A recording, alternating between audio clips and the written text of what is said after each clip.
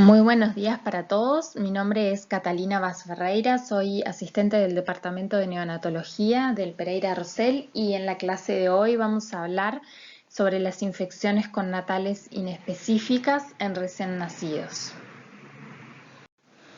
Bien, con respecto a la sospecha de infección connatal o de sepsis, es un diagnóstico muy frecuente. Generalmente nosotros, tanto los neonatólogos como los médicos y los pediatras que estamos asistiendo a recién nacidos, nos enfrentamos en muchas oportunidades a evaluación de recién nacidos que potencialmente pueden tener riesgo de sepsis, que tienen factores de riesgo para tener una infección connatal inespecífica, que presentan síntomas que pueden ser atribuibles a una infección connatal inespecífica o que en la minoría de los casos tienen hemocultivos positivos, por lo tanto tienen una infección connatal confirmada. Sí, es un desafío diagnóstico y terapéutico para nosotros por la inespecificidad de los síntomas en los recién nacidos, como vamos a ver más adelante. La manifestación clínica es inespecífica y muchas veces no necesariamente orientadora, por lo tanto es muy importante también tener un enfoque basado en los factores de riesgo que vamos a ver más adelante. Sí, el neonato es especialmente susceptible, es una población muy susceptible a las infecciones por su inmadurez del sistema inmune. En el recién nacido nosotros hablamos de que una infección no es localizada, sino que las infecciones son sistémicas, por lo tanto el recién nacido está séptico. Si un recién nacido tiene una neumonía, ese recién nacido por su inmadurez del sistema inmune está séptico y lo debemos tratar y considerar como una infección grave y generalizada. La incidencia es un poco variable según los distintos centros, según las distintas partes del mundo, pero los distintos estudios estiman aproximadamente de 0,5 a 1,2 casos cada 1000 recién nacidos vivos. Sí, esta es una incidencia, es la incidencia que se reporta actualmente en la era post-introducción de la quimioprofilaxis para la sepsis por estreptococo de grupo B. Sí, la incidencia está muy estrechamente vinculada con la edad gestacional. Sí, los menores de 1000 gramos tienen una incidencia de hasta 26 casos por 1000 recién nacidos vivos. ¿Sí? Y debemos diferenciar dos tipos de infecciones connatales, ¿sí? Las que vamos a hablar hoy, que son las inespecíficas, que quiere decir que están relacionadas con microorganismos que están presentes en el canal de parto materno.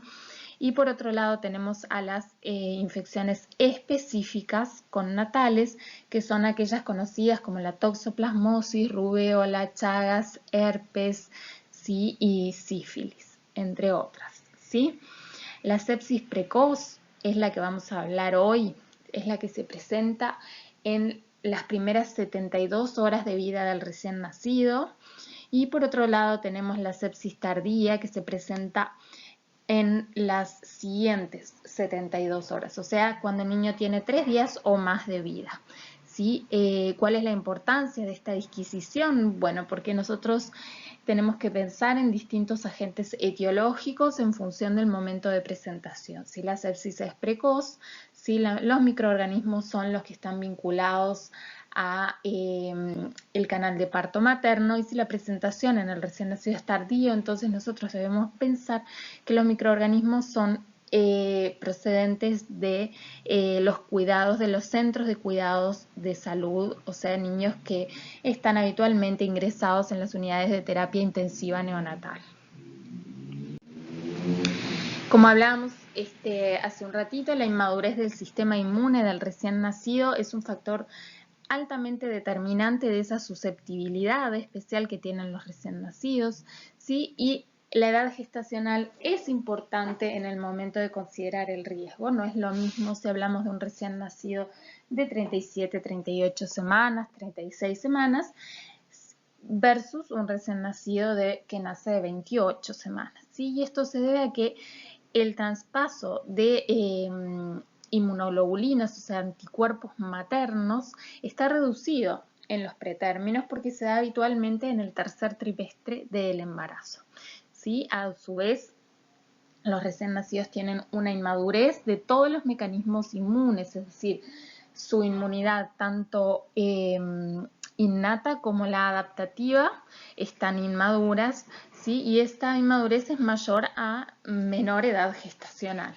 ¿Sí? Tanto las funciones de la fagocitosis como la actividad del complemento, la función de los linfocitos T están disminuidas, muchas veces cuantitativamente y cualitativamente.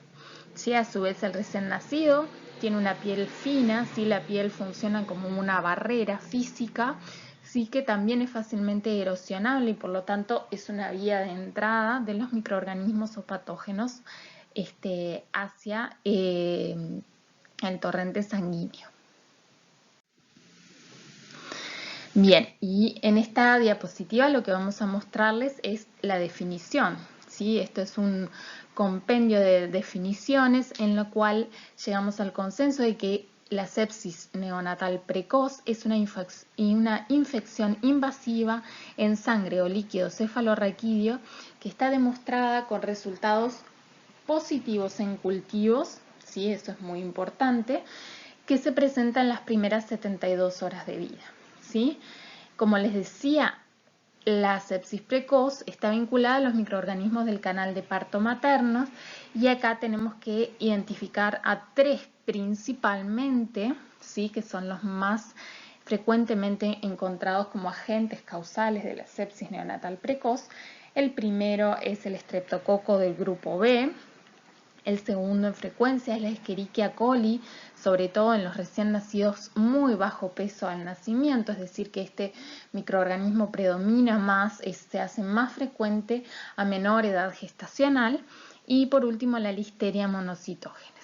¿Sí? Podemos encontrarnos menos frecuentemente con otros microorganismos como lo son la Klebsiella, el Haemophilus influenza no tipo B, la clamidia, entre otros.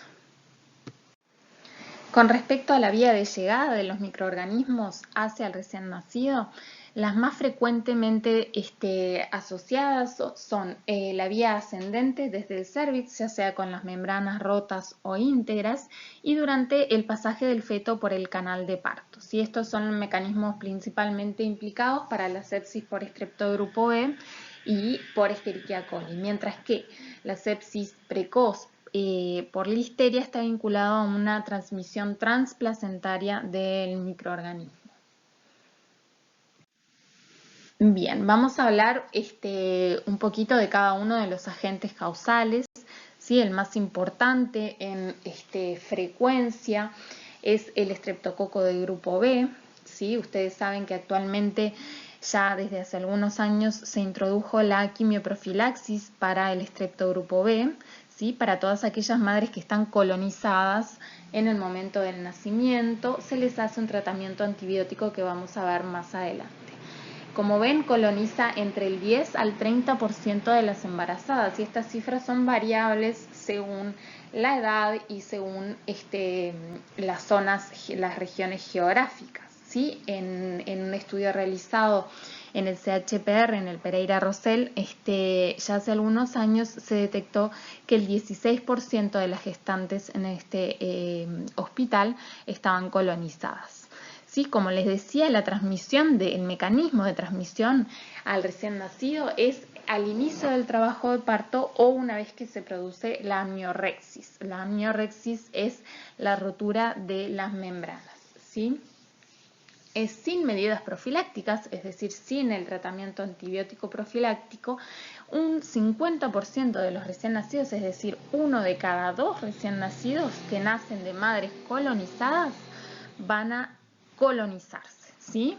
Y de esos que se colonizan durante el trabajo de parto, 1 a 3% desarrollarán sepsis, ¿sí? Entonces esa es la tasa de 1 a 4 casos cada 1000 recién nacidos vivos, ¿sí? Y es la primer causa de sepsis neonatal precoz, sobre todo en este grupo etario de los recién nacidos de término, ¿sí?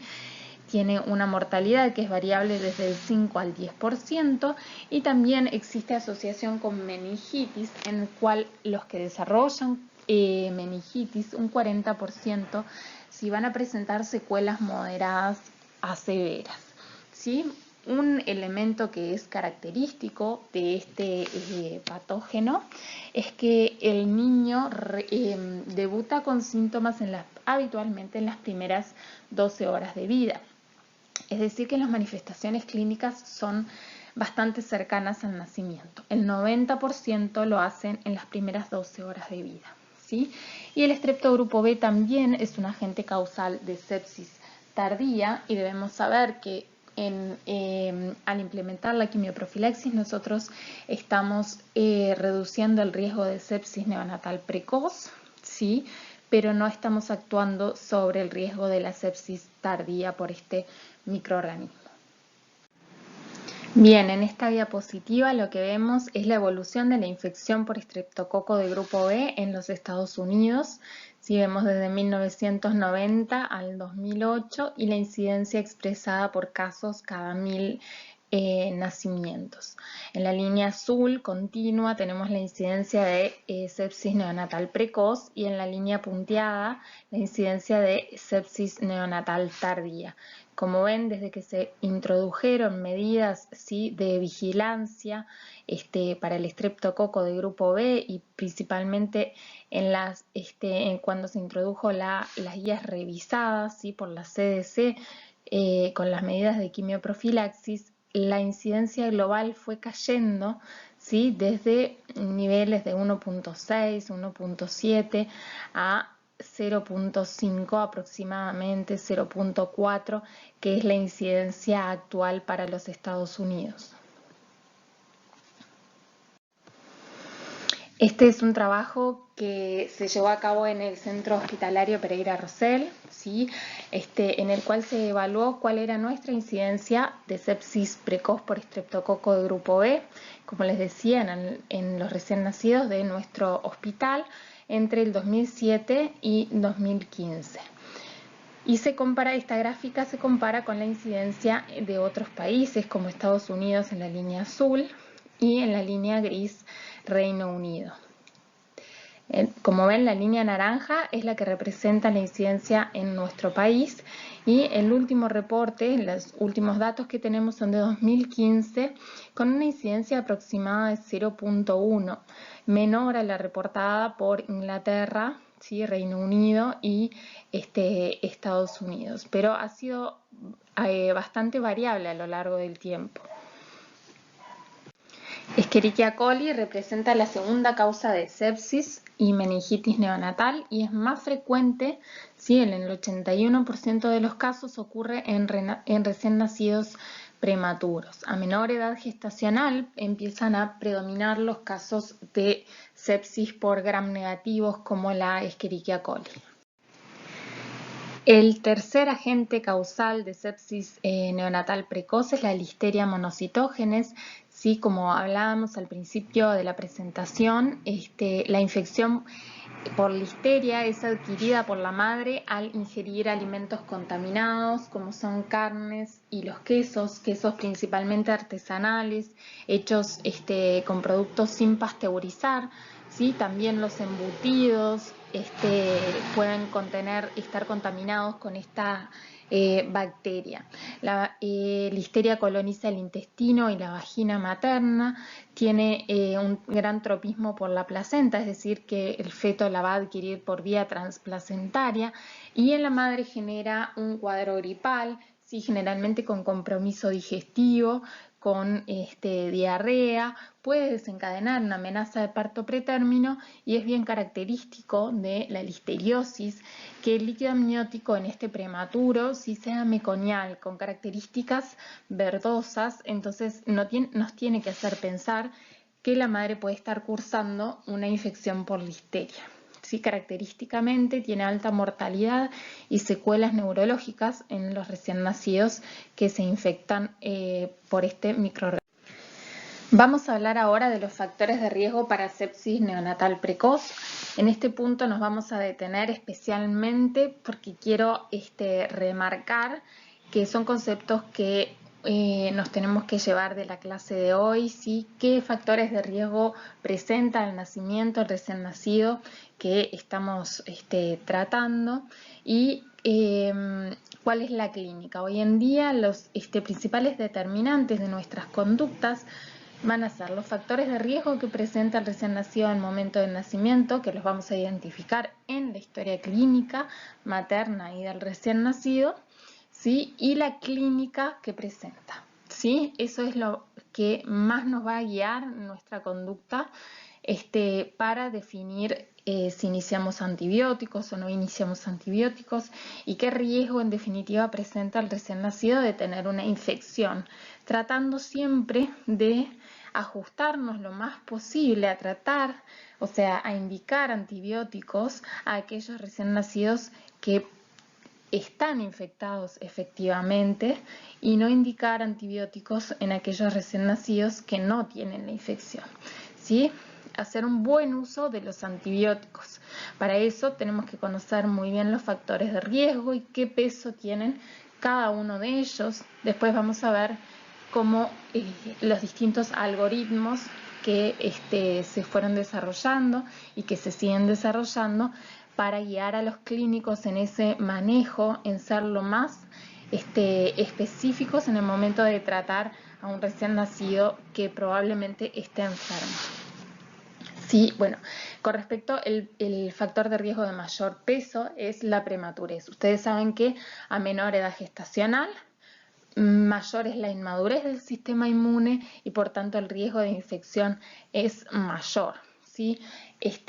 Principalmente los más vulnerables son el grupo de menores de 1500 gramos, ¿sí? Los prematuros severos menores de 32 semanas. ¿Tá?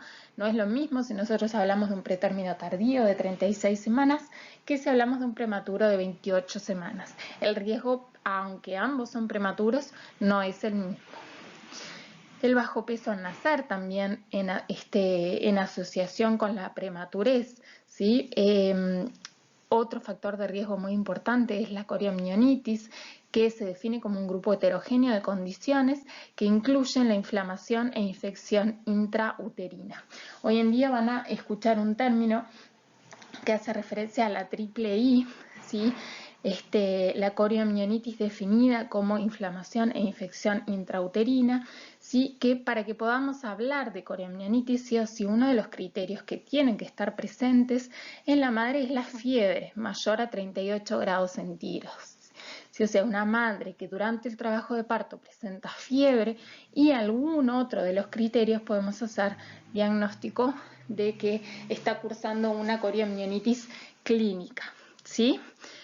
Después, en la evolución, si esa placenta se envía a anatomía patológica, esa coriomionitis se confirmará histopatológicamente si es que hay elementos que así lo indiquen.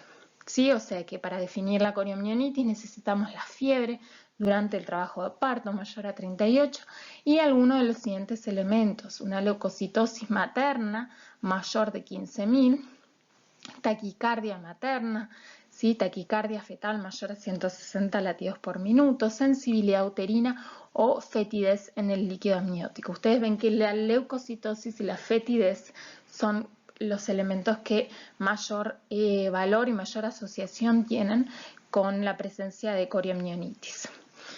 Otro factor de riesgo de gran importancia es la rotura prolongada de membranas mayor a 18 horas, ¿sí? Y la presencia de un exudado rectovaginal positivo para estreptococo de grupo B en el embarazo actual, ¿sí? Es decir, que la madre esté colonizada para estreptococo de grupo B en el embarazo actual. Como habíamos visto, en el 16% de las embarazadas en este estudio realizado por Escaso en el 2010, en el Pereira Rosell, estaban colonizadas por el estreptococo de grupo B.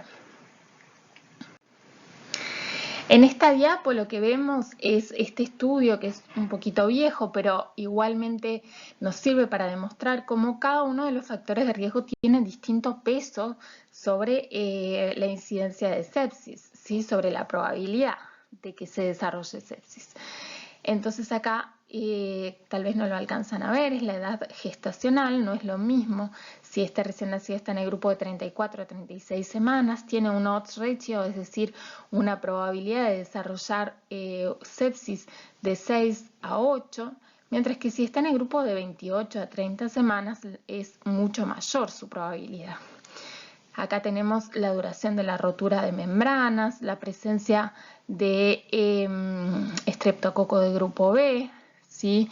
La presencia de coriamnionitis, ¿sí? Todos los factores de riesgo que mencionábamos anteriormente.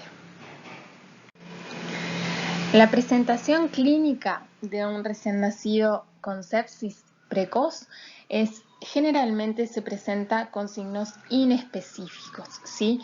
Puede ser desde inestabilidad hemodinámica, es decir, que esté mal perfundido, hipotenso, taquicárdico, que tenga una intolerancia digestiva, que empiece con distensión abdominal, vómitos, convulsiones, distrés respiratorio, es decir, que empiece con dificultad respiratoria, requerimientos de oxígeno que evolucionen a la necesidad de ventilación mecánica, que cambie su aspecto, que esté letárgico, hiporreactivo, que tenga alteraciones en la regulación de la temperatura, ¿sí? Principalmente hipotermia, hipo e hiperglicemias, alteraciones metabólicas, apneas o que presente lo que definimos como una mala transición, es decir, que desde el nacimiento no logre adecuar sus funciones básicas vitales en las siguientes horas, con dificultad respiratoria, que no se alimenta bien, que está hiporreactivo,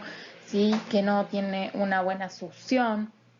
Existen manifestaciones clínicas que nos hablan bastante de un compromiso general y que nos orientan bastante a una infección, ¿sí? como es la inestabilidad hemodinámica, mala perfusión, requerimientos de oxígeno o de ventilación, ¿sí? Pero existe lo que se llaman manifestaciones también equívocas, es decir, un niño que en el alojamiento se alimenta bien, pero que tiene un poco de polimnea, ¿sí?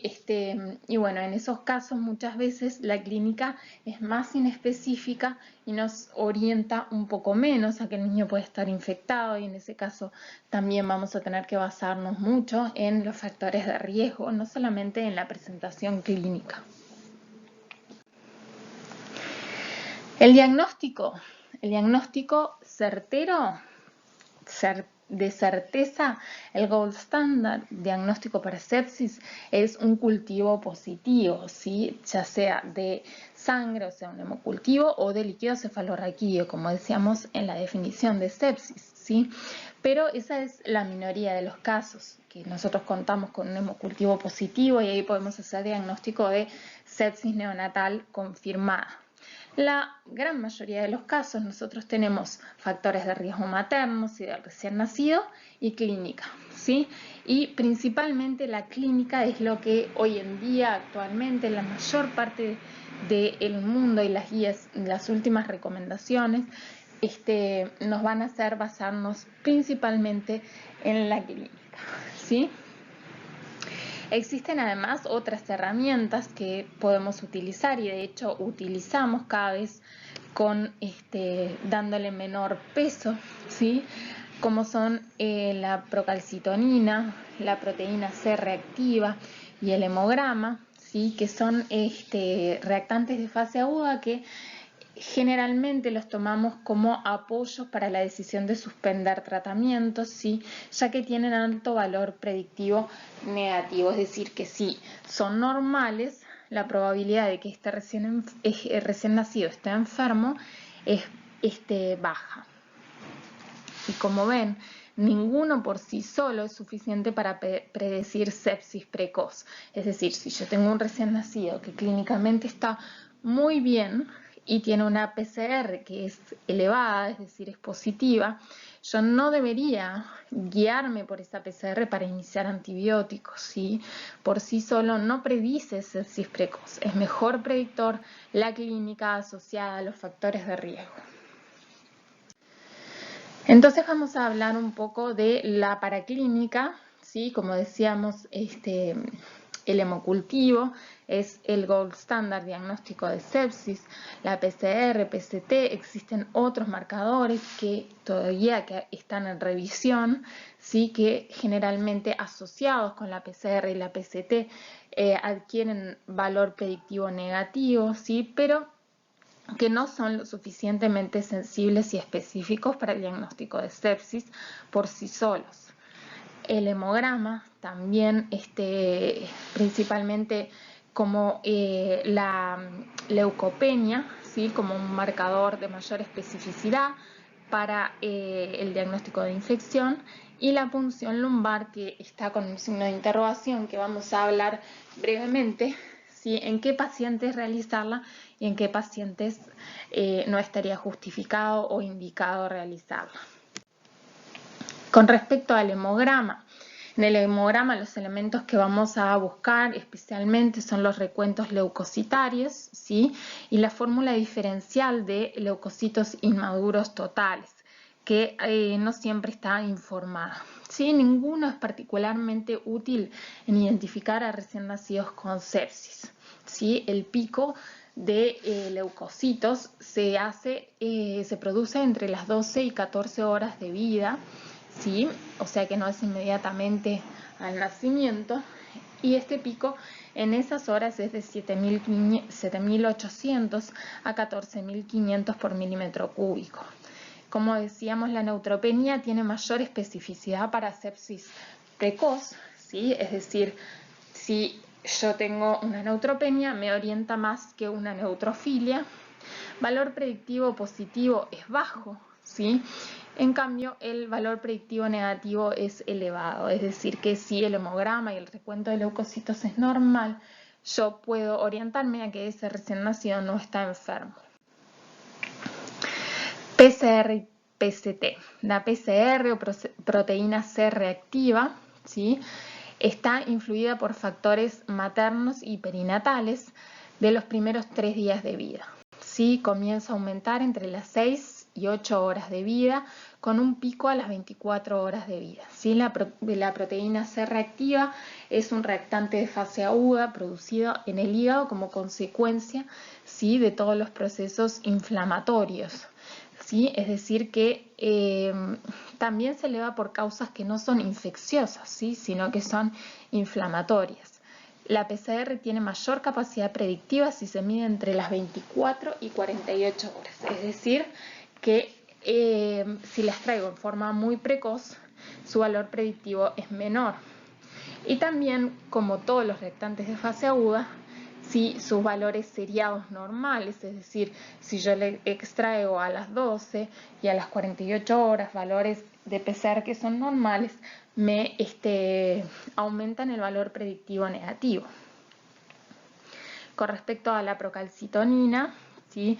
Su vida media es de 24 horas, también tiene un aumento en las primeras 24 horas de vida, ¿sí? Y ese aumento es fisiológico, es decir, que es normal, no es secundario a una patología infecciosa, y puede aumentar en otras condiciones del recién nacido que no necesariamente están vinculadas con una infección, como puede ser la dificultad respiratoria, inestabilidad hemodinámica, diabetes materna, ¿sí? Y otras condiciones. Con respecto al hemocultivo, el hemocultivo es el gold standard diagnóstico, lo debemos extraer a todo recién nacido con sospecha de sepsis, y se recomienda extraer un hemocultivo de punción periférica, ¿sí? Con 1 mililitro como volumen de sangre a extraer, y se debe enviar en un frasco de hemocultivo pediátrico, ¿sí?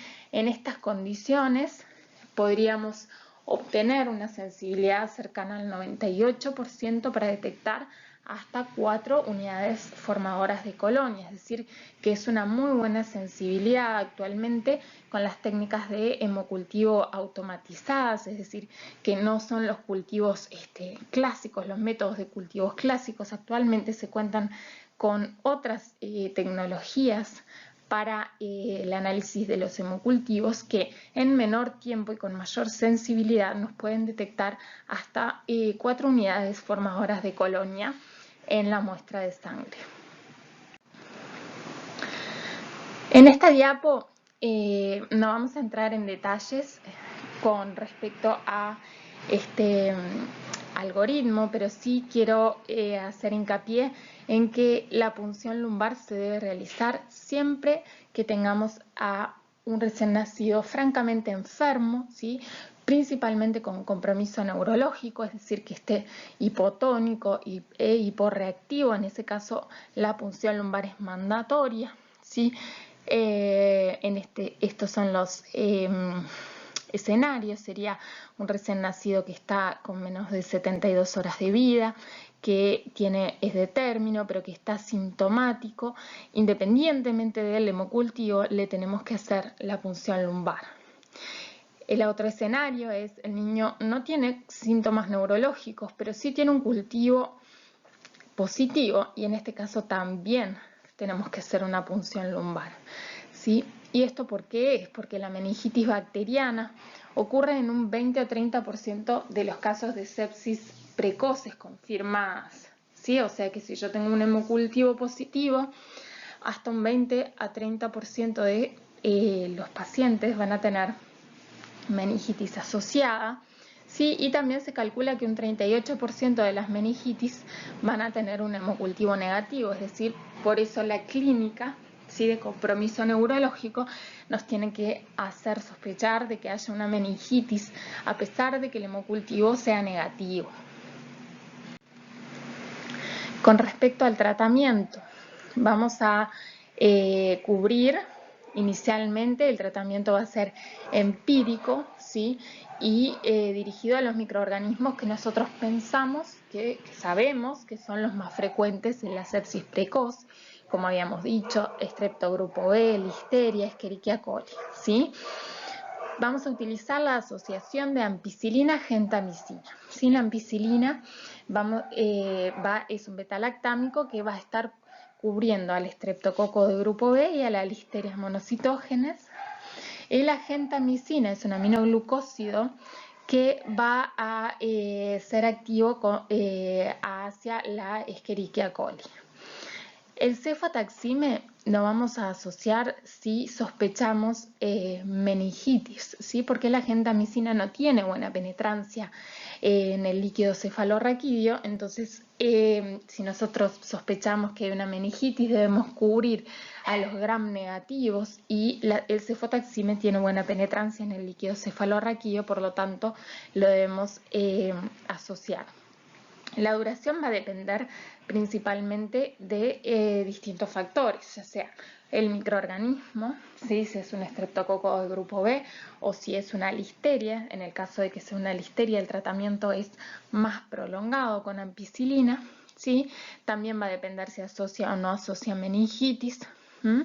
Y bien, entonces la duración aproximada en general de la bacteriemia, es decir, de una sepsis con hemocultivo positivo, es aproximadamente entre 7 a 10 días. La prevención es un factor muy importante. Nosotros tenemos que hacer hincapié en la prevención, en el control del embarazo, en la detección de episodios de bacteriuria asintomáticos, ¿sí?, hacer la búsqueda del estreptococo de grupo B e indicar la profilaxis en el caso de que el estreptococo grupo B sea positivo, y debemos hacer hincapié en el tratamiento de las infecciones genitales bajas y en el tratamiento de las infecciones urinarias. Sabemos actualmente que la prevención de la sepsis precoz es una medida de alto impacto epidemiológico. ¿Qué quiere decir esto? Es que las medidas de prevención se asocian con una gran reducción en las tasas, en la incidencia, ¿sí?, de sepsis precoz. Esta es la publicación, las recomendaciones y guías realizadas por el CDC en el 2010, ¿sí?, para la profilaxis, para la prevención de la enfermedad precoz por estreptococo de grupo B, ¿sí?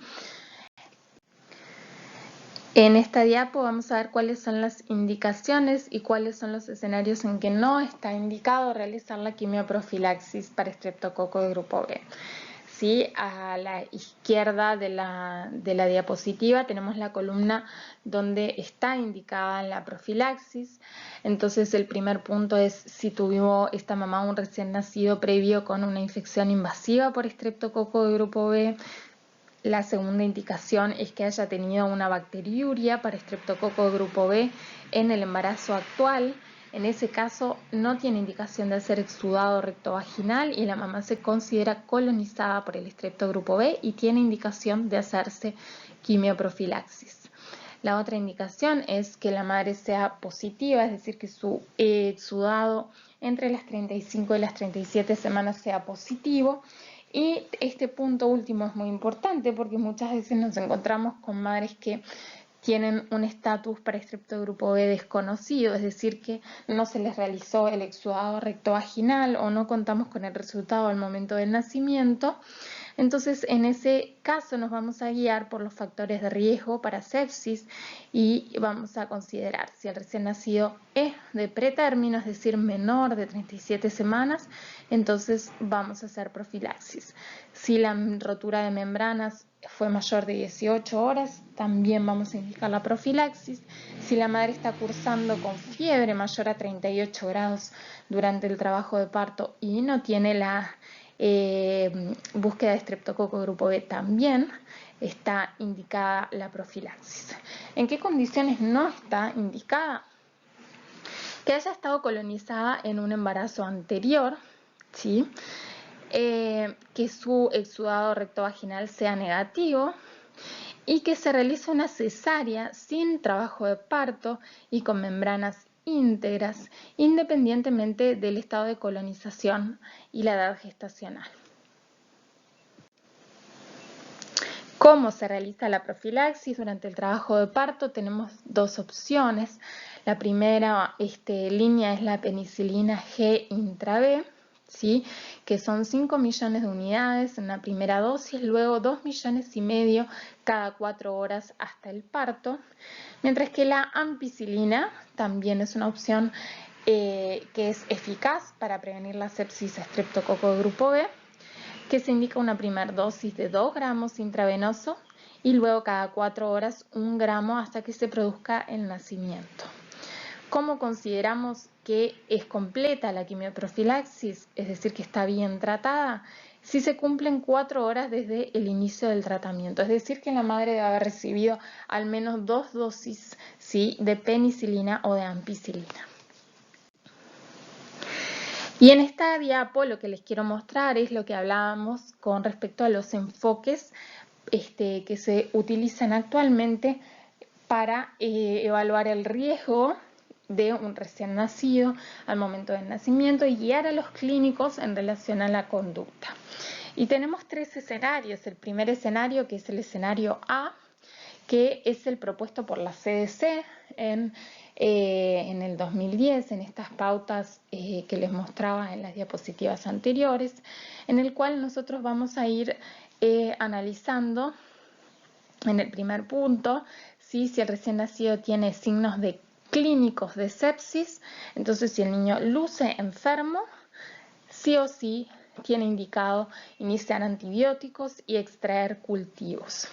Si el niño no luce enfermo, ¿sí?, pero tuvo la madre durante el trabajo de parto fiebre, ¿sí?, mayor a 38, en este escenario, o sea que hay un diagnóstico de coriamnionitis, también se recomienda la realización de hemocultivo y realización de antibióticos.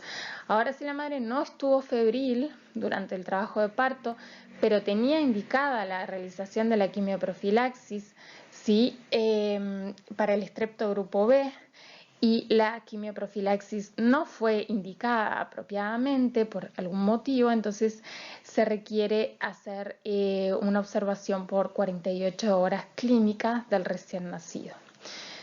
En el segundo escenario, que tenemos el escenario B, ¿sí?, es un modelo predictivo de riesgo de sepsis, un modelo estadístico que se realizó por el Kaiser Permanente, ¿sí?, un centro de investigación de Estados Unidos, en el cual tomaron en cuenta factores de riesgo como la incidencia, ¿sí? Por un lado, uno tiene que poner en los datos la incidencia de sepsis local, es decir, si estoy en Uruguay voy a poner 0.5, cuál es la edad gestacional de mi recién nacido, si tuvo fiebre la mamá, cuánto duró la rotura de membranas, si el estreptococo era positivo o negativo y si la mamá recibió antibióticos durante el trabajo de parto.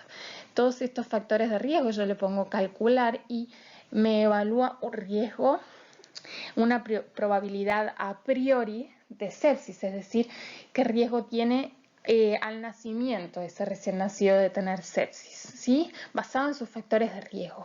En una segunda etapa, este calculador, que yo los invito a que busquen la página de Kaiser permanente, Early Onset Sepsis Risk Calculator, lo ponen en internet y está muy bueno. Entonces, en una segunda etapa, una vez que nos estima esa probabilidad a priori, nosotros tenemos que asociarle a esa probabilidad a priori cuál es la condición clínica en el momento que yo estoy evaluando al recién nacido. Entonces tenemos tres posibilidades: la posibilidad de que el recién nacido esté muy bien clínicamente. En ese caso me va a dar un escenario y seguramente me diga observación clínica sin ninguna conducta. Segunda posibilidad es que el recién nacido tenga una presentación clínica equívoca, es decir, que tenga algún elemento muy vago o inespecífico, como por ejemplo que esté un poco polimneico, ¿sí? En ese caso, el calculador me va a dar una opción de extraer paraclínica, por ejemplo, ¿sí? Y en el último caso es si el recién nacido está francamente enfermo, asociado a esa probabilidad a priori de riesgo de sepsis calculada en base a los factores de riesgo prenatales, me va a decir, bueno, entonces inicie antibióticos y póngale y extraiga hemocultivo, ¿sí? Entonces, esa es la segunda herramienta o la segunda estrategia que nosotros tenemos para guiar nuestra conducta. Y en el tercer lugar es el algoritmo que está acá indicado como el algoritmo C, en el cual nos basamos en un criterio de observación mejorada o detallada, en el cual nos guiamos principalmente, ¿sí?, por la clínica del recién nacido. En este enfoque actual, los factores de riesgo no son de mayor relevancia. Si el niño está clínicamente bien, entonces si tengo factores de riesgo de peso, entonces lo que puedo considerar es hacer un examen físico seriado durante 36 a 48 horas. Esto implica control de temperatura, de frecuencia cardíaca, ¿sí?, de frecuencia respiratoria, de los signos vitales, ¿sí?, estricto, ¿sí? Eso es el control seriado. Y también me habilita eventualmente, ¿sí?, a extraer un hemocultivo. Siempre los antibióticos en este escenario se inician si el niño luce enfermo, ¿sí?, o si el cultivo obviamente es positivo. Si el niño luce bien y no tiene factores de riesgo, en el último cuadrito, ¿sí?, en el más inferior, en el inferior, tenemos los cuidados de rutina del recién nacido, es decir, ese recién nacido va con la madre y sin ningún problema. A destacar, este enfoque es para recién nacidos mayores de 35 semanas o iguales, es decir, que incluimos a los pretérminos tardíos, ¿sí?, bueno, parte de los pretérminos tardíos, porque los 34 semanas no estarían dentro de esta evaluación, y a los recién nacidos de término, ¿sí? Si nosotros estamos frente a un recién nacido pretérmino de 30 semanas, entonces en ese caso el escenario es distinto y los factores de riesgo toman un rol más importante, ¿sí?, porque la clínica puede ser más inespecífica aún en los prematuros. Hasta acá llegó la exposición de sepsis neonatal precoz. Espero haber sido lo suficientemente clara y estoy a las órdenes para cualquier pregunta.